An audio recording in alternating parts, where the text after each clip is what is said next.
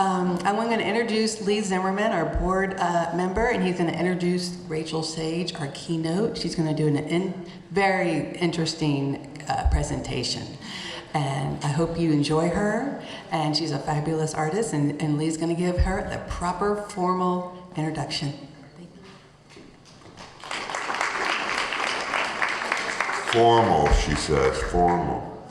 Well, it's great to see everybody. I don't know about you, I'm a little tired. I spent 3 hours listening to two musicians talk about dissonant guitar tunings last night, and it wore me out. But I did learn something new. I thought Puff Bunny was a rapper, and I was in the room, not a rapper in sight. Very strange. This is the humor, folks. A little bit of humor in the intro. Anyway, like Jill was saying, my name is Lee Zimmerman, and I'm a freelance writer and author, occasional class clown. By the way, did everybody notice the photo, the picture on the wall? See the picture on the wall back there? That's the first SERFA president right there on the wall. Set a great tradition. Anyway, it's really an honor to be able to introduce our keynote speaker here. Y'all are a very reverent group, I know. I'm a little irreverent, as you can probably tell. For example, a friend of mine went to see the presentation Wisdom from the Elders and came back and said to me, you know, Lee, you could do a presentation. I said, really? That's a compliment because, well, it's going to be a little different. So I'd like to tell you, special announcement, it's not on your schedule. Tonight at 3 a.m. in this room, irrelevant babble from an idiot. So please join me. Anyway, sorry about that. Anyway, seriously speaking, our keynote speaker is a very, very special individual. You know, on the way over here, I was talking with my traveling companions, and we were talking about the distance and divide that we face now, and how back in the 60s and the 70s, you know, there was such an effort to change things and make a difference. And we were saying, how do we do that? How do we do that? And we decided it's one person at a time. Every individual can be a light that shines in their communities and makes a difference. And I think that Rachel Sage is an example of that. When she walks into a room, she illuminates that room. Her music defines what it means to be human and to give promise to those that witness it. I mean, on her piano it says, I want to be alive, right? It's something like that. I want to be alive. And I think that epitomizes what this woman is all about. She's had a remarkable career. The New York Times, she started out in ballet and in drama, and the New York Times wrote about a performance that she did, saying that she alternately channels her inner Fanny Bryce and a Jewish Nora Jones. That's pretty good. That's pretty good. She's won so many awards. I mean, there's a whole list of them here, but I've been told I only have 2 minutes. But no, it's amazing. She's an artist.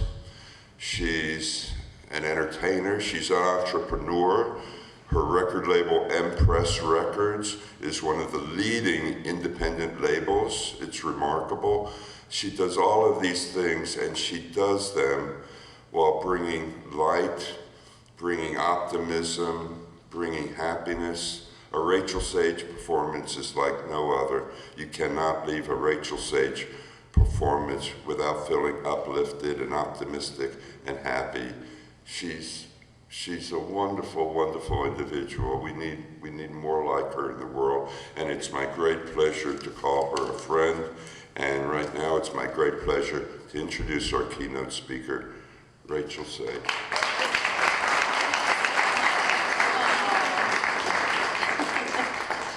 Well, we may have to wait a few minutes in to get to the optimistic part, but thank you for that beautiful introduction.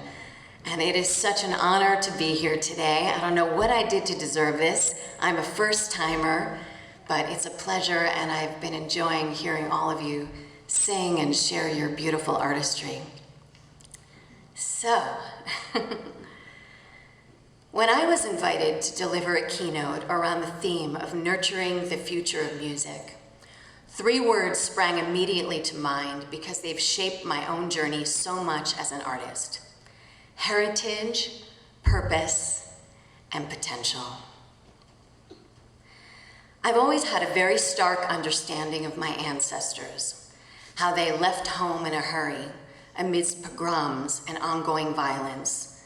And I also learned very young about my cousins who were taken into the woods and shot. The only remaining heirloom that survived was a Megillah scroll, chronicling the story of Queen Esther and how she cleverly freed her people by winning over the king with her beauty. I grew up looking at this antique scroll behind a glass case, a source of reflection in my parents' living room. For second-generation individuals like them, the past was a continual reminder that they must defy the odds of hatred, of rejection, and of expulsion, and that their children must carry on hard-won traditions with pride and respect. Respect for our heritage, self-respect, and respect for our dreams and future accomplishments. As a young person, I never really thought to ask, what does respect mean? But I sure as hell knew I better have it. It is undeniable that every person sitting in this room comes from a family lineage that has endured enormous struggle. It doesn't matter where you're from. I could ask for a show of hands of anyone who ever heard their parents or guardians describe some seemingly insurmountable trial their ancestors endured so that future generations could have freedoms they did not. And I bet everyone would raise their hand. Of course, when it is your story, your history, your people's struggles that continually propels you forward in the quest for something, redemption, resilience, rebirth, reconstitution, it seems like it must be more important than others. It is so real, so emotional, and so substantiated, it is almost impossible to imagine every human being is navigating as complex a narrative from the past into the present, and hopefully into the future. But as a certain saying goes, every person is a universe. And in many ways, this has always been the premise with which I was raised that drew me to the storytelling nature of acoustic singer-songwriters and to the folk community as a whole. As folk musicians, whatever the subgenre, folk pop, alt-folk, folk rock, trad, neo-folk Americana, we all understand the power of sharing our own stories or bearing witness to others, and how that can create seismic shifts in our audience's emotions, in their willingness to open up, to laugh, to be moved by empathy, to understand. It is this process of creating and sharing that creativity, whether good, bad, or ugly, or all three on a good day, that engages us, grips us, and won't let us go, and won't let us stop keeping coming back to SERFA. We instinctively know how vital it is to create, to put our own new spin on an old truism in a way that captures our unique humanity, and to encourage others to do the same. But what happens when technology becomes so adept at mimicking our soulfulness that we're no longer sure we can compete with it? What happens when the establishment barely bats an eye as entire industries fail to protect individuals' voices, bodies, ideas from being replicated shamelessly by technology? What recourse do we have now and will we have in the future to protect our value in society as artists and to instill our lives with purpose? Let's talk about purpose. When I was 5 years old, I was unceremoniously sent to sleepaway camp. It seems young to have been sent away for 8 weeks to Camp Mattapanai and entrusted to complete strangers, counselors, and staff, but that's just what they did in the 70s. When we're sent away from home for the first time, it's only natural we feel a need to summon every ounce of courage just to present ourselves to others and not feel unworthy. For me, it was always some kind of slight about my appearance. I was either too skinny, or my hair was too stringy, or my clothes were lame, or my sticker book just didn't have enough puffy stickers. Whatever it was, it became clear immediately that I was an outsider. What to do? This was obviously the worst possible thing to be, right? It would make other kids laugh at me, or worse, beat me up. It would make me the last to be picked on a sports team, the only one not told a secret joke, or worst of all, the one that everybody called a loser. A few weeks into sleepaway camp, I didn't need much help agreeing that's what I must be. Before camp, I'd been the bubbly, artsy, colorful, wise beyond her years apple of my mother's eye. After, I understood bullying, cruelty, isolation, and self-doubt. On the upside, and I promise there is one, all of these youthful challenges sprung from authority's impetus to have me blend in, just ignited my desire to create. Composing music, whether at the piano or just words with melodies in my head and jotted down on a page, seemed to have an immediate healing effect. It also seemed, at least fleetingly, to snake charm my biggest tormentors into pleasant submission. Every person I encountered, even the bullies, loved music. Playing Piano Man wasn't just a way to show off as much as a way to distract and then calm the aggressors via sing-along. I felt by second grade that I'd unlocked the secret of existence, or at least my particular sense of purpose. I would be a musician, a songwriter, and someday the songs I wrote would lift me out of being an outsider into what must be the most pleasant, innocuous opposite of it: acceptance, where everyone happily sings along.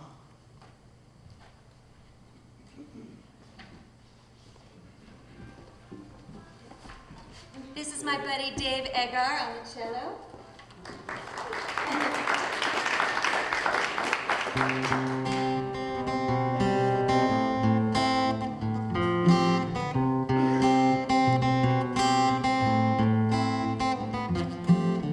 Everybody's looking over your shoulder. Seems I can't wait to hear what's next. Everybody's saying she's looking older. Could it be there is a cruel subtext to all this endless adulation? All this reckless fatuation. So I will stay with you tonight in case this corset gets too tight, and I will keep you company, 'cause that's what a sister should be.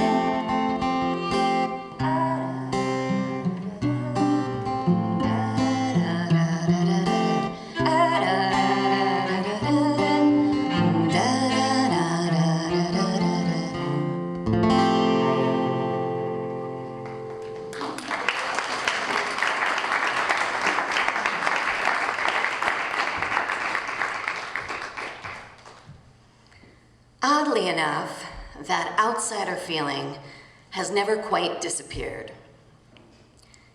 I think in some ways it was ingrained in my DNA so early on and reinforced through the mean girl cliques in grammar school and high school that I came to nurture that part of myself through music on a daily basis. Frustrated with someone who picked on me? Write a song about it. Upset that the prettiest, most popular girl always got the lead in the play? Write a song about it. Depressed that I didn't seem to get invited to any of the cool parties or that I didn't have the perfect body to be a ballerina? I could write a song about it. Even now, if I go through something particularly difficult or painful, like my cancer experience, songwriting tends to be my most favored outlet of catharsis. I love to paint, and I like to write poetry, but writing a song, whether quickly or slowly, feels like a microcosm of life itself, the distillation of magic through sheer artistic will. Shortly before I started to write this keynote, there was a big announcement that some new AI app had just been unleashed. The headline in Billboard was something like, "How AI will alter musicianship in the future." I can't answer or predict that, obviously, but I do think it's worth reminding ourselves as a community some of the concrete ways in which we as folk musicians and storytellers can positively impact the future, starting right now. This is the part where I'd like to speak about potential. Potential used to be a dirty word to me. From the time I was playing piano melodies with just one hand, to doing pirouettes badly in the living room, the word was tossed around by the adults around me like it was some kind of lottery ticket. Either I or my parents had won, but whatever it was, it seemed I had it in every turn. In ballet, I was a weak turner, but I had good feet, so I had lots of potential. As a singer, my pitch was so-so, but I had a lot of pluck and a good stage presence, so I had lots of potential. As a songwriter, heading into my teens, innumerable managers and industry types liked my melodies, my lyrics, but constantly made comments to me like, "Young lady, you've got a lot of potential." If that isn't confusing for someone who's trying with all her might to do it, to make it, to create it right now, I don't know what is. Now that I'm a record label owner, when I see someone I believe has enormous potential, I'm hyper aware of how that observation can seem dismissive or even like a cop-out. But I do think for us today, talking about why we must continue to do what we do and evolve as living, breathing musicians in a sea of automated robot art, it's a good word to examine. If you believe, as I do, that the human spirit, the soul, if you will, has unlimited potential to delve deeper and deeper into awareness, into reflection, and ultimately some kind of peaceful transcendence, then that's a great place to start appreciating just how much the future needs all of your beautiful collective self-expression to continue and to thrive.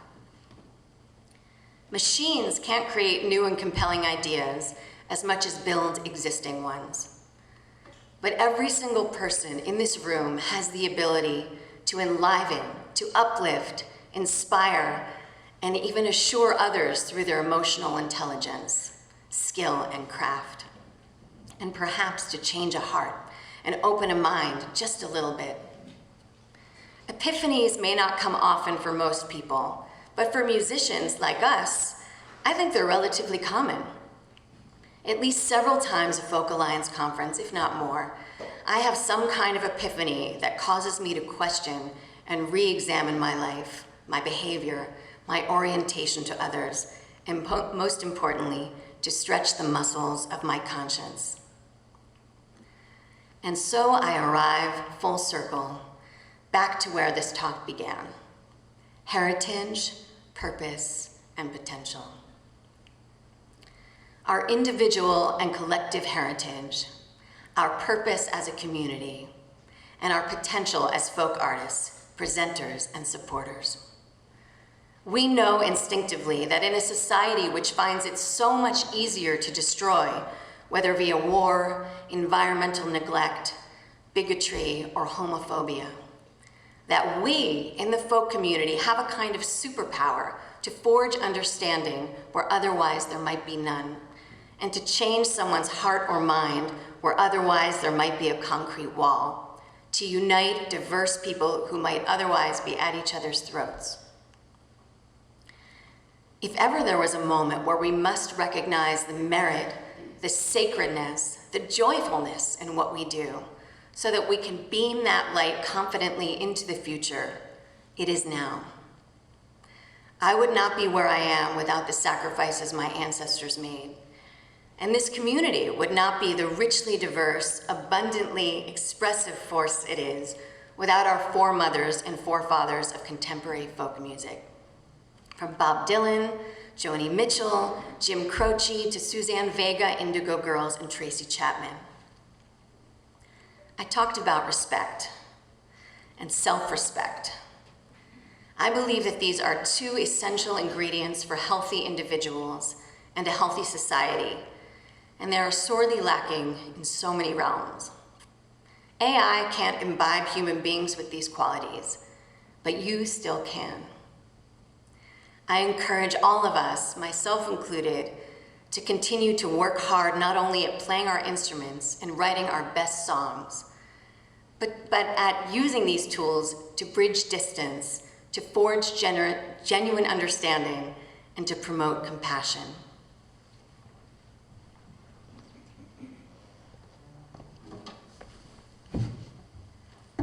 Some of you know this song now. I've been doing it in the showcases. Feel free to sing along.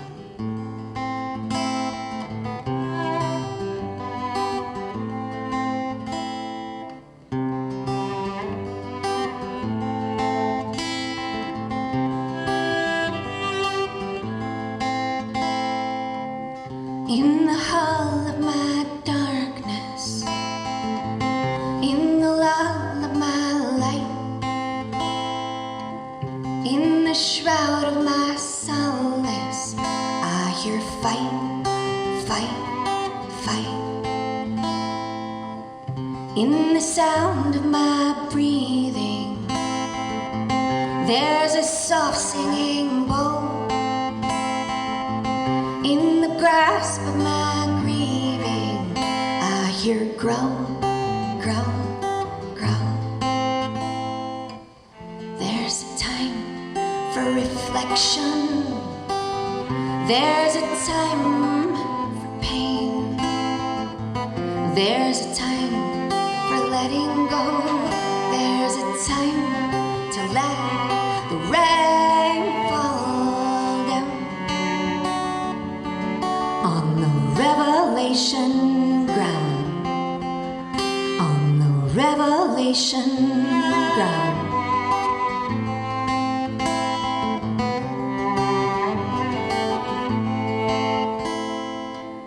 In the scene on the movie screen, there's a message of love. It's a season for listening to the quiet cooing dove. In the scene on the Instagram, there's a message of hope. It's a season for listening to time's stethoscope. There's a time for reflection. There's a time for pain. There's a time for letting go.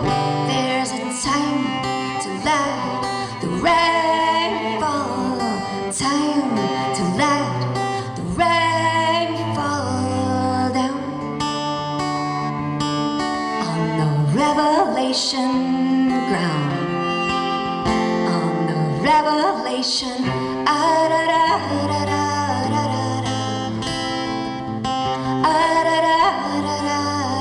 Can you guys sing that along with us?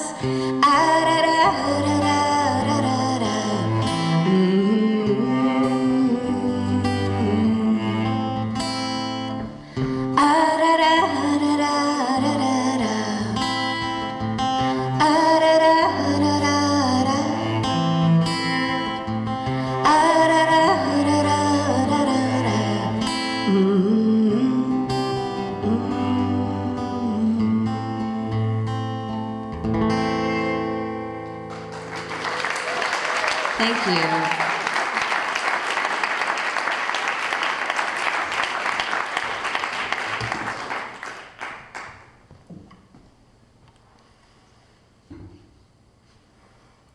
In my view, we are at the mere beginning of a neo-folk renaissance where artists like Brandi Carlile and Allison Russell are more refreshing than ever because the irreplaceable human element of empathy we naturally crave is becoming all the more rare in our mainstream midst. AI can't replicate it, but you and I can create and reignite it. Ani DeFranco is lighting up Broadway in a lead role created by our own beloved folkie, Anais Mitchell. 20 years ago, she wrote these songs sparked by a Greek myth and made them relevant once more. What a moment to take stock, honor, regroup, and reinvent as members of this community, with abundant examples of fiercely powerful messengers to light the way.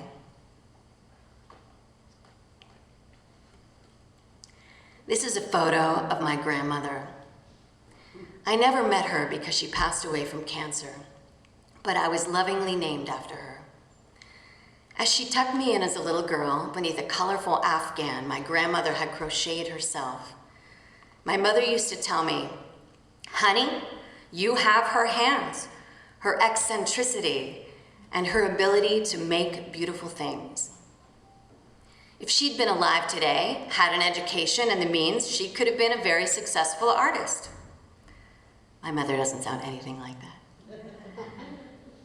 As I forge into the future, I like to think in my own small, eccentric, singer-songwriterly way, I'm making my grandmother proud, fulfilling my purpose,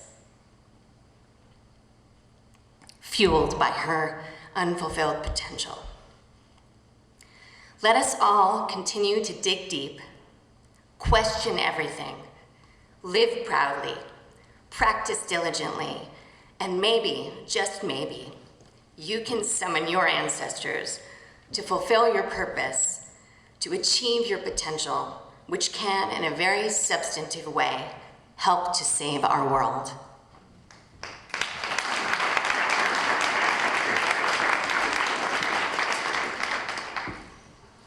It's not a keynote speech unless you get a little bit verklempt, right?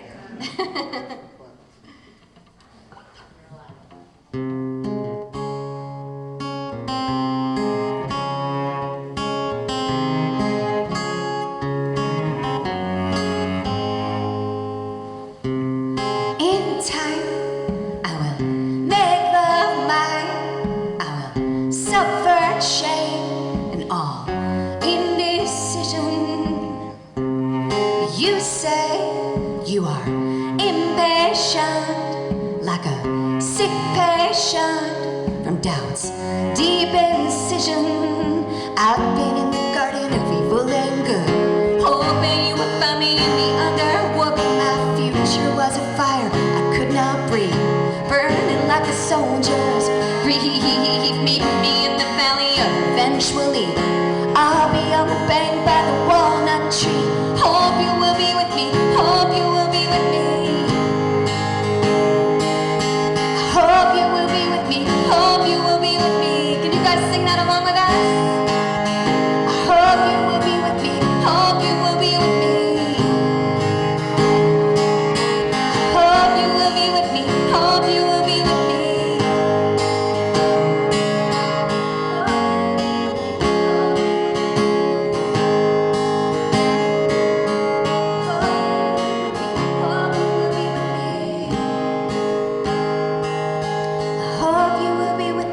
Hope you will be with me. Hope you will be with me. Hope you will be with me. Hope you will be with me. Thank you so much.